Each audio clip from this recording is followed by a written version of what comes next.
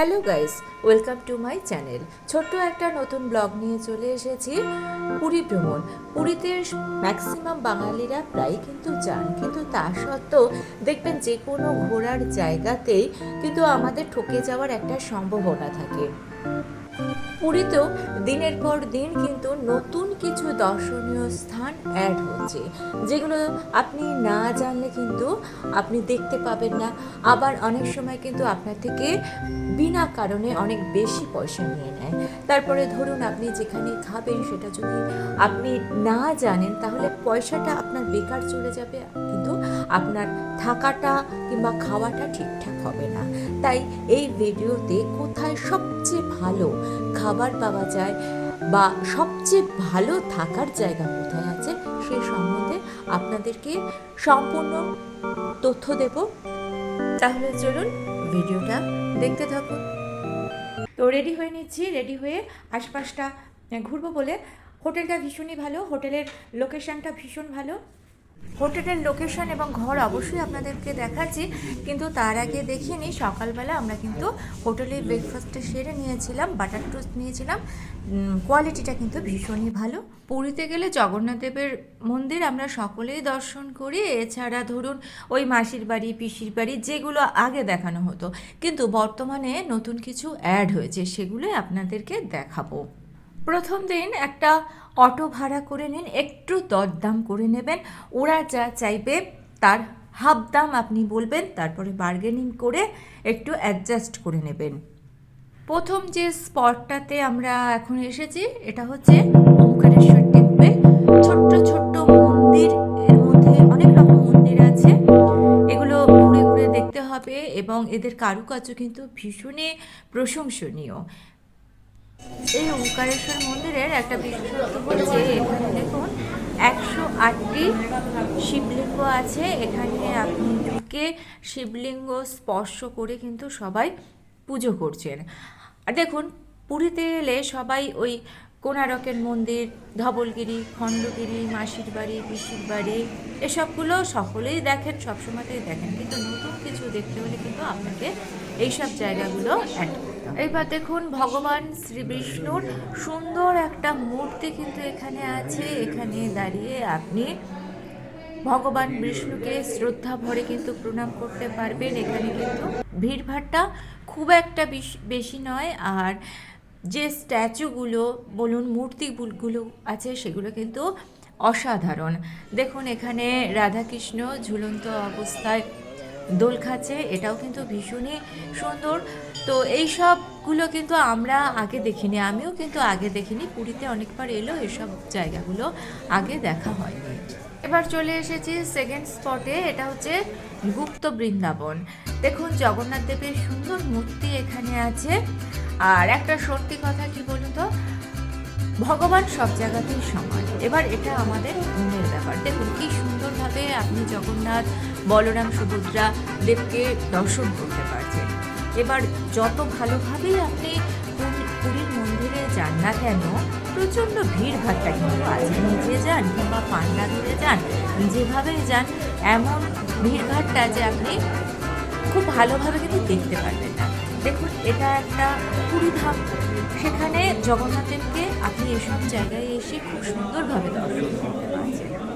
এটা তো মনের ব্যাপার, ভগবান তো সর্বত্র আছে। আর এখানে কিন্তু নিতাই এবং গৌরাঙ্গ দেবের সুন্দর মূর্তি আছে, সেখানেও এখানে পুজো হয়। আর রাধাকৃষ্ণের যে মূর্তিগুলো আছে সেগুলো কিন্তু ভীষণই ভালো। দেখুন আমি দেখাচ্ছি, এখানে একটি মা সরস্বতীর মূর্তি আছে, আর বেশ একটা ওপেন জায়গা আছে, যেটাকে গুপ্ত বৃন্দাবন অ্যাকচুয়ালি বলা হচ্ছে।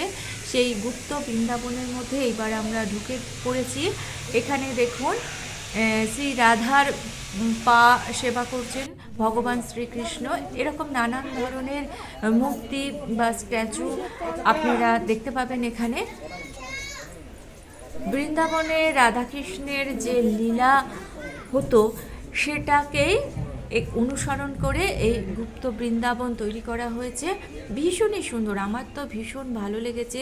নিরিবিলি পরিবেশে শান্তভাবে এই গুপ্ত বৃন্দাবন আমার ভীষণ ভালো লেগেছে। আর এখানে দেখুন মূর্তিগুলো ভীষণ যত্ন করা হয়, আর খুব সুন্দর কারুকার্য এখানের। আর আরেকটা জিনিস আপনাদের দেখাচ্ছি, যেটা আমার তো ভীষণ ভালো লেগেছে। প্রথমত এই যে রাধাকৃষ্ণের যে ঝুলন্ত মূর্তিগুলো আমার প্রচণ্ড ভালো লেগেছে। আর একটা যে জায়গা, একটা আলাদা মতো জায়গা করা হয়েছে, সেখানে রাধাকৃষ্ণের নৌকা বিহারের একটি দৃশ্য আছে, যেটা আমরা সকলেই জানি যে রাধা একদিন নৌকায় নদী পারাপার করতে চাইছিলেন, তখন শ্রীকৃষ্ণ মাঝি হয়ে তার সঙ্গে দর কষাকষি করছিলেন। আর সেই দৃশ্য এখানে আছে। তো এই দুটো স্পট দেখে নিয়ে আমরা এবার গেলাম জগন্নাথ দেবের শ্বশুর বাড়ি দর্শনে। এছাড়াও এখানে সোনার গৌরাঙ্গীর একটি মন্দির আছে, কিন্তু আমরা যে সময় গিয়েছিলাম তখন সেই মন্দিরটা বন্ধ ছিল বলে আমরা দেখতে পাইনি। এবার আসি একটু খাওয়া দাওয়ার ব্যাপারে। প্রথম দিন কিছুটা ঘোরাঘুরি করে নিয়ে সকালবেলার দিকটা আমরা এবার লাঞ্চটা সেরে নেবো, এই জন্য ঢুকে পড়েছি ভজৌরি মান্নায়। হ্যাঁ, ঠিকই শুনছেন, কলকাতার সেই অরিজিনাল ভজৌরি মান্না কিন্তু এখানে আপনি পেয়ে যাবেন, আর কোয়ালিটিও কিন্তু সেম। তবে এখানে এলে আপনি চেষ্টা করবেন যে চিকেন মাটন না খেয়ে ফিশের আইটেমগুলো নিতে। এদের ফিশের আইটেমগুলো কিন্তু ভীষণ ভালো হয়। আমরা নিয়েছিলাম শুক্তো, এঁচোড়ের কালিয়া, ভেটকির পাতুরি আর ভেটকির কালিয়া, সঙ্গে মিষ্টি দই আর রসগোল্লা, আর প্লেন ভাত নিয়েছিলাম। তো খাবারটা কিন্তু ভীষণ ভালো ছিল। পরের দিন বেরিয়ে পড়েছি জগন্নাথ দেবের মন্দির দর্শনের উদ্দেশ্যে। আমরা এখন হেঁটে হেঁটে মন্দিরের দিকে যাচ্ছি। সকালবেলা মন্দিরের কেমন পরিবেশ থাকে সেটাও দেখাবো, আর সন্ধ্যেবেলা যে মন্দিরের একটা আলাদা সৌন্দর্য, যে সন্ধ্যা আরতির সময় যে সৌন্দর্যটা, সেটাও কিন্তু এই ভিডিওতেই আপনারা দেখতে পাবেন। আর অনেকেই আছেন হয়তো একেবারে গর্ভগৃহে গিয়ে জগন্নাথ দেবকে দর্শন করতে পারছেন না, সেক্ষেত্রেও কিন্তু এখানে একটা অপশান আছে, যেটা কিন্তু সম্পূর্ণ আমার অজানা ছিল। খুব সুন্দরভাবে সামনে থেকে জগন্নাথ দেবকে কীভাবে দর্শন করবেন সেইটাও কিন্তু থাকছে আজকের ভিডিওতে। তাহলে চলুন ভিডিওটা দেখতে থাকুন। দেখুন, এখানে লাইন দেওয়া যায়, আর লাইন দিয়ে আপনি নিজেই কিন্তু পুজো দিতে পারবেন। ভেতরে চলে যেতে হবে রাস্তা বরাবর। আর আজকে কিন্তু একদম ফাঁকা, আজ হচ্ছে সোমবার, একদমই ফাঁকা। এটা লাকের ওপর নির্ভর করছে, বিশেষ অকেশনে তো ভিড় থাকে, লাকেলি আজকে ফাঁকা। আমরা অ্যাকচুয়ালি সকালবেলা গিয়েছিলাম, সকালবেলা গিয়ে জগন্নাথ দেবকে দর্শন করে পুজো দিয়েছিলাম। আর সন্ধ্যাবেলাও কিন্তু আমরা দেখেছিলাম, মানে যে পতাকাটা যে চেঞ্জ করা হয় সেটাও কিন্তু দেখেছিলাম। বিকেল 4টের সময় ওখানে পতাকা চেঞ্জ করা হয়, পারলে এটা মিস করবেন না। আর সন্ধ্যাবেলার কিন্তু ভিউটা ভীষণই সুন্দর। দেখুন, আমি প্রথম যে ভিউটা দেখিয়েছি সেটা হচ্ছে সকালবেলা, আর এটা দেখাচ্ছি সন্ধ্যাবেলায়। দেখুন, আমরা পশ্চিম দ্বার দিয়ে ঢুকেছিলাম, আর পশ্চিম দ্বারের ডান দিক দিয়ে আপনি অর্থাৎ মন্দিরের পেছন দিকটা যদি যান, সেক্ষেত্রে কিন্তু জগন্নাথ দেবের একটা অল্টারনেটিভ মূর্তি আছে।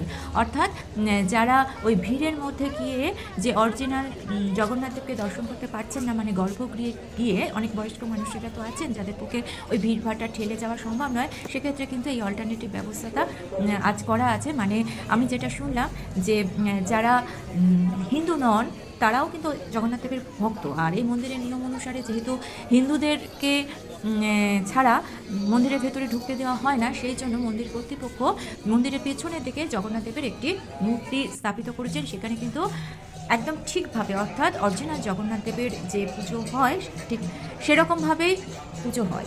আর একটা জিনিস আপনারা খেয়াল রাখবেন, আপনারা যদি পান্ডা নিয়ে পুজো দিতে চান, সেক্ষেত্রে কিন্তু আগে থেকে পান্ডার সঙ্গে দক্ষিণার বিষয়ে দরদাম ঠিক করে নেবেন। আর যদি আপনারা মহাপ্রসাদ নিতে চান, সেক্ষেত্রে কিন্তু পান্ডার সঙ্গেই আপনারা কথা বলে নেবেন যেন তিনি আপনার হোটেলে সেই মহাপ্রসাদ পৌঁছে দেন। আমরা মহাপ্রসাদ নিয়েছিলাম, আমরা দেখাচ্ছি। হ্যাঁ, এরই মধ্যে একটু দেখিয়ে দিই আর একটা বাঙালিদের বিখ্যাত খাবার জায়গা, 16 আনা বাঙালি। সেকেন্ড দিন দুপুরবেলা লাঞ্চটা আমরা এখান থেকে করেছিলাম। হ্যাঁ, অরিজিনাল 16 আনা বাঙালি এখানে পাবেন। আমরা সেদিন নিয়েছিলাম পোলাও, চিকেন কষা আর ভেটকি মাছের ফিশ ফ্রাইটা দুর্দান্ত করেছিল। তবে আমার পরে মনে হয়েছিল যে ওই পোলাওটা না নিয়ে যদি ভাত নেওয়া হতো, আর কিংবা পোলাওয়ের সঙ্গে যদি চিকেন কষা না নিয়ে ফিশের কোনো আইটেম নেওয়া হতো তাহলে ভালো হতো। আপনারা যদি পারেন, যে মেন জিনিসটা দরকার সেটা হচ্ছে থাকার জায়গা, সেটাই দেখিয়ে দিচ্ছি। ভজনী হোটেল, বিড়লা গেস্ট হাউস বা লাইট হাউসের সামনে এই হোটেলটা, ফোন নাম্বারও আমি দিয়ে দেবো। আর দেখুন এখান থেকে সমুদ্র কিন্তু একদম কাছে, আর ঘরগুলো খুবই সুন্দর, ঘরটা কিন্তু ভীষণ ভালো আর বড় ছিল। আর এই জানলা দিয়ে আপনি সমুদ্র দেখতে পাবেন, জানলা দিয়ে একদম সুন্দর সমুদ্র দেখা যায়। আর যে ছাদ আছে, ছাদটা দিয়েও কিন্তু ভালো সমুদ্র দেখা যায়, আমি সেটাও আপনাদেরকে দেখিয়ে দিচ্ছি। আর ঘরটা একটু দেখে নিন, দেখে কতটা বুঝতে পারছেন জানি না। দেখুন এখানে সোফা আছে, একটা টি টেবিল আছে, আর জানলাটা বেশ বড়, আর বেডটাও বেশ বড় ছিল, গিজারের বন্দোবস্ত ভালোই আছে। এটা 3 বেডরুমের ঘর। আর গরমকালেও কোনো অসুবিধা নেই, কারণ এখানে এসির ব্যবস্থা আছে। আর যদি আপনি চান বাইরে কোথাও যাবেন না, নিচেই কিন্তু এদের খাবার ব্যবস্থা, অর্থাৎ রেস্টুরেন্ট আছে। আর বাথরুমটা একটু দেখে নিন, বাথরুমটাও কিন্তু ভীষণই পরিষ্কার পরিচ্ছন্ন এবং বড়সড়। আর এই দেখুন জানলা দিয়ে কি সুন্দর দৃশ্যটা, জানলাটা খুললে কিন্তু সমুদ্রটা আপনি দেখতে পাবেন। পার নাইট 2000 টাকা দিয়ে আমরা এই হোটেলটাতে থেকেছিলাম। দেখুন থাকার জায়গাটা যদি একটু ভালো হয়, একটু পয়সা দিয়ে যদি ভালো থাকা যায় আর ভালো খাওয়া যায়, তাহলে কিন্তু ঘোরাটা অনেক ভালো হয়। আরে দেখুন সমুদ্রটা কিন্তু একদম কাছ থেকে দেখা যাচ্ছে, আর আমি দেখুন ছাদ থেকেও দেখে দিচ্ছি। আমি এখন দেখুন দাঁড়িয়ে আছি হোটেলের যে ছাদ আছে, সবার কমন একটা ছাদ আছে, সেখানে দাঁড়িয়ে আছি। আর এখান থেকে ভিউটা খুব সুন্দর, একদম সমুদ্র কাছে। একটু দেখিয়ে দিই, দেখুন। পুরীতে এলে একটা বিষয় কিন্তু একটু মাথায় রাখবেন, দেখুন পুরীতে এলে কিন্তু আমরা সবাই খাজা কিনি, এবং সেটা ভালো কোয়ালিটির না হলে কিন্তু ভালো লাগে না। আর এই পুরীতে এলে কিন্তু দেখবেন গাঙ্গুরামের ছড়াছড়ি, এগুলো কিন্তু আসল গাঙ্গুরাম কোনোটাই নয়, সুতরাং এদের চক্করে পড়বেন না। পুরীর মন্দিরের পাশে রয়েছে আদি নৃসিংহ সুইটস, সেখান থেকে খাজা আপনারা কিনতে পারেন, কোয়ালিটি খুব ভালো। আর আরেকটা কথা, সেটা হচ্ছে আমি আগের ভিডিওতে বলে দিয়েছি যে পুরীর মন্দিরে যাওয়ার সময় কিন্তু অটো চালকেরা যা দাম ইচ্ছে চাইছে তার চক্করে না পড়ে আমি একটা সহজ রাস্তা বলে দিয়েছি, সেই রাস্তা ধরে আপনারা কিন্তু হেঁটেই চলে যেতে পারবেন।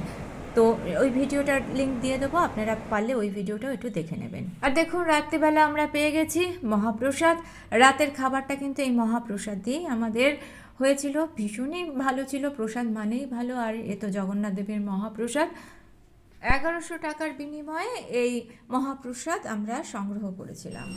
পরের দিন সকালবেলা চলে গিয়েছিলাম দোসা খেতে, দোসাটাও কিন্তু ভীষণই ভালো ছিল। আর সি বিচে আমরা ঘোরাঘুরি করছিলাম। আর দেখুন এগুলো কিন্তু সি বিচে আমরা দেখলাম, মানে এগুলো সমুদ্রে যারা মাছ ধরতে গিয়েছিলেন তারা জলের তলা থেকে, সমুদ্রের তলা থেকে এগুলো পেয়েছে, তো এগুলো একটু ফটো তুলে নিলাম। আর এটা দেখুন সমুদ্রের একটা ব্যাঙ, কাছে মনে হলো খুবই দুর্লভ একটি জীব, তাই ফটোটা নিয়েছিলাম, আপনাদের সঙ্গে শেয়ার করলাম। আশা করছি কিছু তথ্য আপনাদেরকে দিতে পারলাম। ভিডিওটা ভালো লেগে থাকলে ছোট্ট করে লাইক করে দিয়ে চ্যানেলটিকে সাবস্ক্রাইব করে আমার পাশে থাকবেন। আজকে তাহলে এই পর্যন্তই। Thanks for watching.